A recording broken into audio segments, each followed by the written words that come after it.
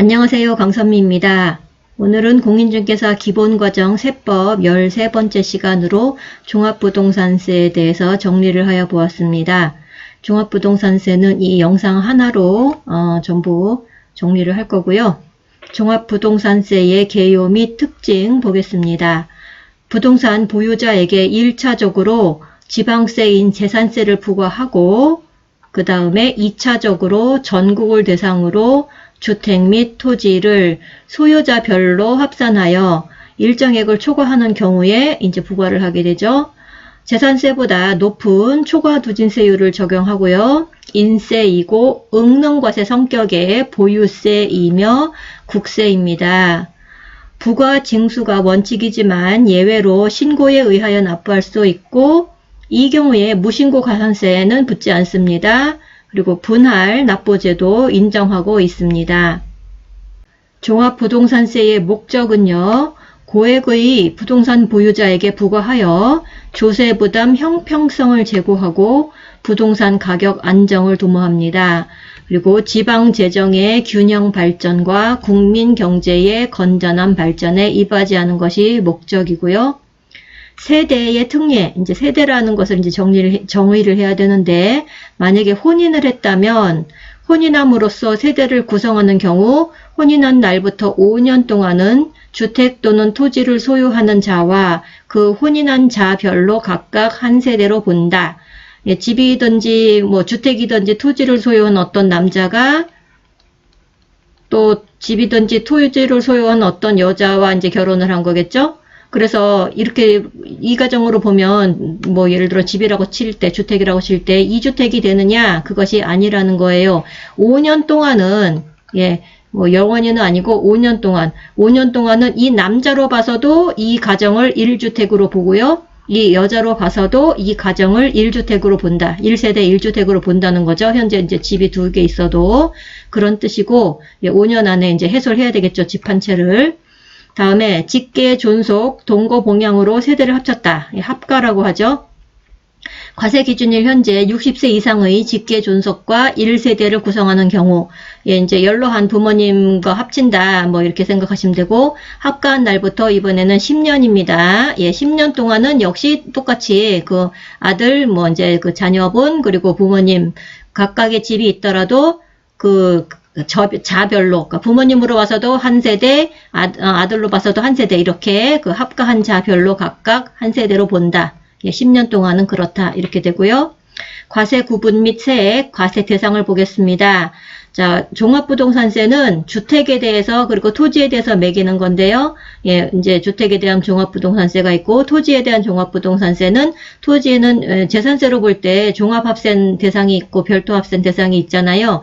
분리과세는 안 합니다. 토지 중에서 재산세에서 분리과세 이 부분은 종합부동산세로 볼 때 이제 그 과세 대상이 아니에요. 그래서 재산세로 볼 때 그 종합합산 대상, 별도합산 대상이라고 바로 이제 그 전 12번 영상에서 만들어 놓은 게 있는데 그래서 토지로 보면 종합합산, 별도합산, 그리고 주택으로 종합부동산세 이렇게 세 개에 대해서만 종합부동산세는 매기게 됩니다. 이것들이 전부 그 재산세로 볼 때 원래 재산세가 이제 비례세율인데 요 세 개는 저거였거든요. 초과 누진세율. 제가 재산세에서 초과 누진세율 적용하는 그 애들이 바로 종합부동산세의 대상이 되는 겁니다. 그 12번 영상에서 보면 그 초과 누진세율이 이제 3개가 나오거든요. 종합합산. 그래서 이거는 0.2부터 0.5 사이에 비율이, 세율이 있어서 종2,5로 외우기로 얘기를 했었는데요. 종2,5로 암기. 그 다음에 별도합산은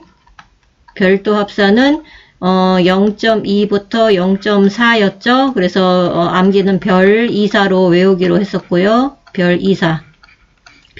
요 2, 4. 요 사이에 있다는 거죠. 그 다음에 이제 주택은 0.1부터 0.4 사이에 이제 비율이 있거든요. 세율이. 그래서 주 1사로 외우는 걸로 제가 이제 정리했는데 0.1부터 0.4다. 그러니까 재산세에서 초과 누진세율인 이 대상들이 종합부동산세의 과세 대상이다.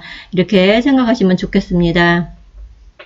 자, 과세대상 토지와 주택으로 보겠습니다. 토지, 재산세가 과세된 토지 중에 종합합산 과세 대상이 되는 토지, 그리고 별도 합산 과세 대상이 되는 토지, 이 토지를 전국을 합산하는 거죠. 전국을 합산하여 각각 과세합니다. 종합으로 한 번 과세, 별도로 한 번 과세 이렇게 되는 거고, 주택은 재산세가 과세된 주택을 전국 합산하여 과세를 하게 되겠죠. 주택에 대한 종합부동산세 보자면 재산세 과세 대상 주택은 전국을 합산하여 종합부동산세의 과세 대상으로 한다. 다만 취득세 중과세 대상인 별장은 제외합니다. 이 주택은 주거용이기 때문에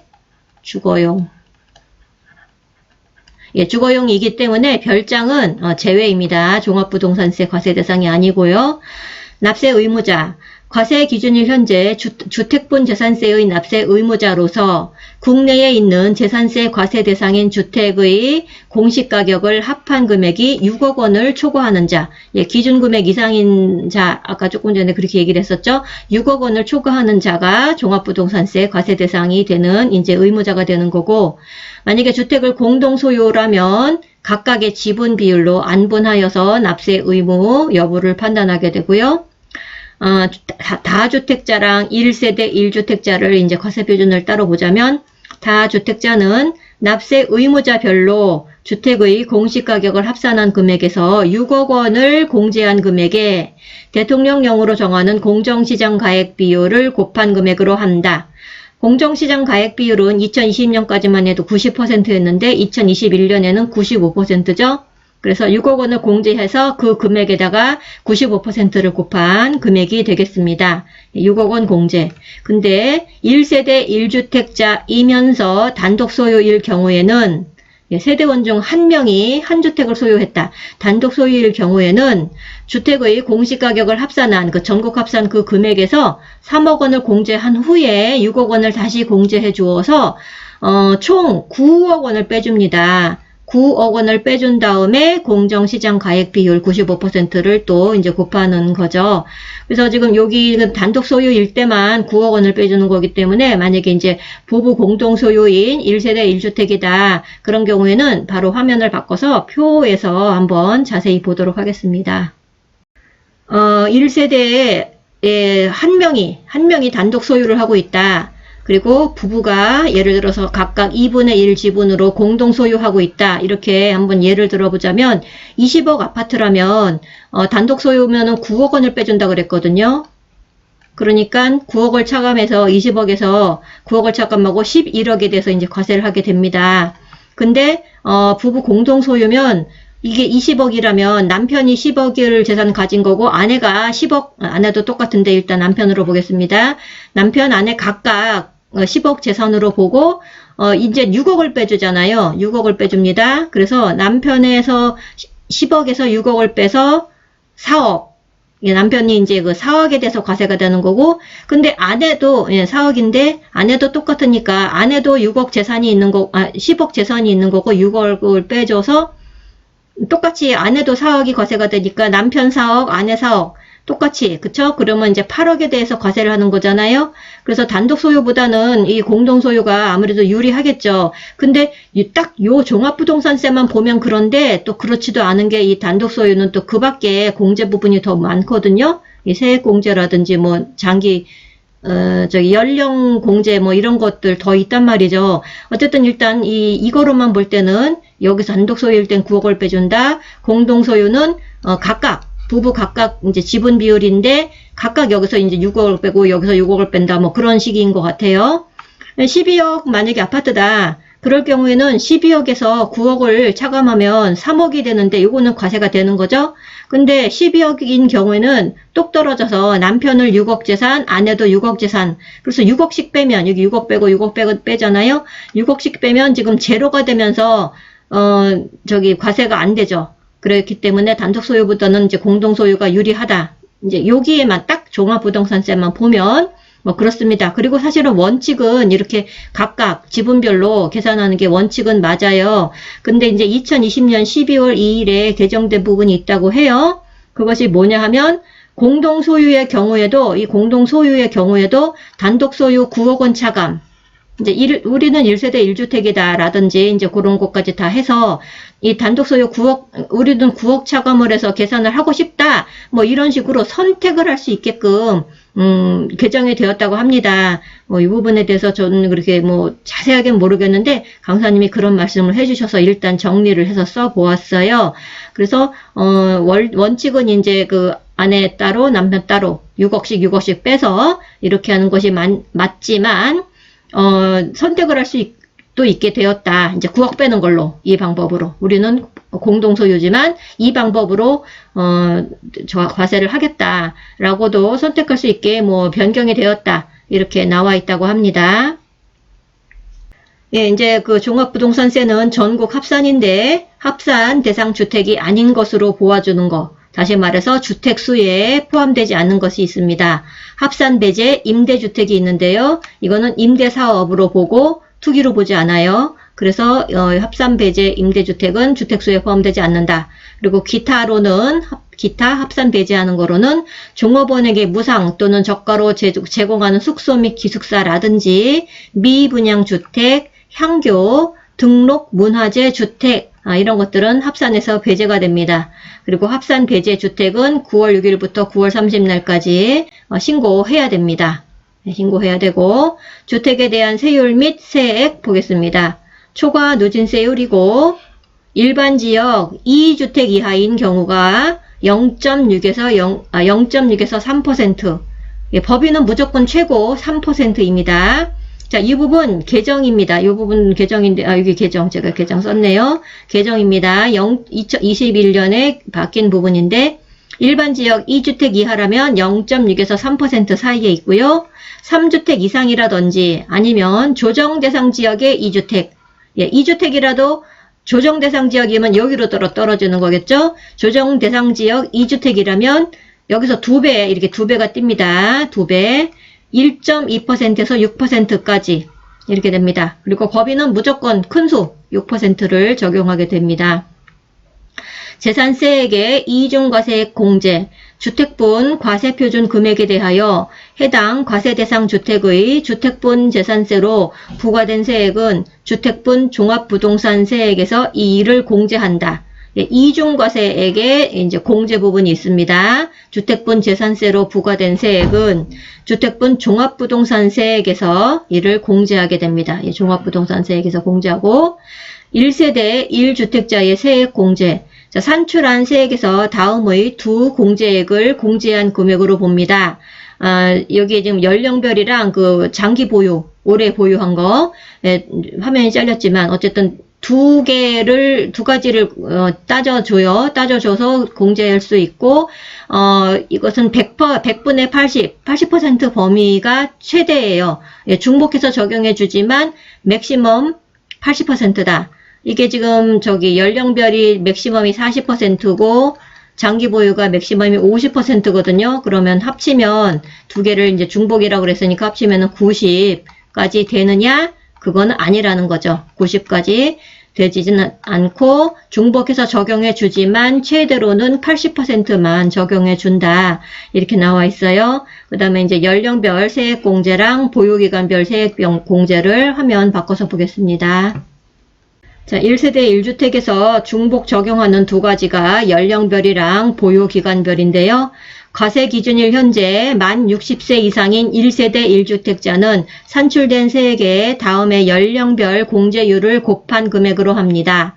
만 65세 미만은 20%, 만 70세 미만은 30%, 만 70세 이상은 40%. 예, 이것도 개정입니다. 2020년까지만 해도 이게 10, 20, 30이었는데 예, 개정이 돼서 20, 30, 40까지 이렇게 더 공제를 해준다. 예, 늘어난 거니까 더 좋은 거죠. 다음에 보유기간별 세액 공제. 과세 기준일 현재 해당 주택을 5년 이상 보유한 자의 공제액은 산출세액에 다음에 따른 보유기간별 공제율을 곱한 것으로 합니다. 자, 10년 미만이라면, 그러니까 5년 이상 10년 미만이라면 20% 공제해 주고요. 15년 미만은 40%, 15년 이상은 50%입니다. 여기는 20, 40, 50 이렇게 커집니다. 그래서 15년 이상이라면 이제 맥시멈 50%까지 절감이 될 것 같습니다. 그리고 주택의 세 부담의 상한, 직전 연도에 해당 주택에 대한 총세액 상당액으로서 계산한 세액에 다음의 비율을 곱하여 계산한 금액을 초과하는 경우에는 그 초과하는 세액에 대하여는 이를 없는 것으로 본다. 그러니까 맥시멈이 있어서 그 맥시멈보다 더 세금을 걷진 않는다. 그런 거죠. 그래서 직전 연도에 주택에 대한 총세액 상당액인데 이 총세액이라는 것은 주택에 대한 재산세하고 종합부동산세 다 말하는 겁니다. 주택에 대한 그러니까 보유세 총액,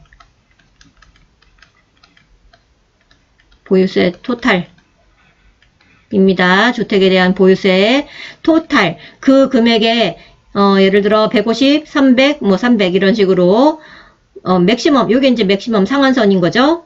여기 300도 개정이고요. 자, 일반 지역의 2주택 이하 150입니다. 1.5배죠. 1.5배. 작년보다 1.5배 넘지 않습니다. 그런데 조정 대상 지역 내 2주택이다. 그럼 300. 이게 원래 200이었는데, 예, 2020년도 200이었는데, 이제 300으로 올랐어요. 지역에 관계없이 3주택이다. 역시 300입니다. 요거는 이제 개정은 아니고요. 300. 150, 300, 300. 이것이 상한, 맥시멈이다. 그리고 법인은 상한선 없습니다. 이것도 개정입니다. 법인은 상한선이 없어요. 더 맞을 수도 있는 거죠. 토지에 대한 종합부동산세를 보겠습니다. 국내에 소재하는 토지에 대해서 종합합산 과세대상과 별도 합산 과세대상으로 구분하여 소유자별로 합산하여 과세합니다. 분리과세대상 토지는 종합부동산세 과세대상이 아니라고 얘기했습니다. 자, 납세 의무자는 종합합산 과세대상은 토지의 공시가격을 합한 금액이 5억 원 초과할 때, 종합은 5억 원 초과할 때 과세대상이 되는 거고, 별도 합산 과세대상은 80억 원을 초과할 때 납세의 대상이 됩니다. 자, 종합합산 과세대상은 토지의 공시가격을 합한 금액이 5억 원, 그 금액에서 5억 원을 공제한 다음에 공정시장 가액 비율을 곱한 금액이고요. 별도 합산 과세대상은 그 합한 금액에서 80억 원을 공제한 금액에다가 공정시장 가액 비율을 곱한 금액이 되겠습니다. 토지에 대한 세율 및 세액 보겠습니다. 종합합산 과세대상은 1%에서 3% 초과 누진세율입니다. 15억 원 이하라면 1%이고요. 15억 원 이하 1%. 만약에 45억 원 이하라면 15억 원 그 금액에다가 1,500만 원 그 금액에다가 15억 초과 금액의 2% 이렇게 되고요. 만약에 45억을 넘는다 그러면 45억일 때가 7,500만 원이거든요. 거기에다가 45억 원 초과 금액의 3%, 1%, 2%, 3% 점점 늘어나는 초과 누진세율이 되겠습니다. 그리고 재산세액에 이중과세액이 있게 되기 때문에 그때 이제 공제가 들어갑니다.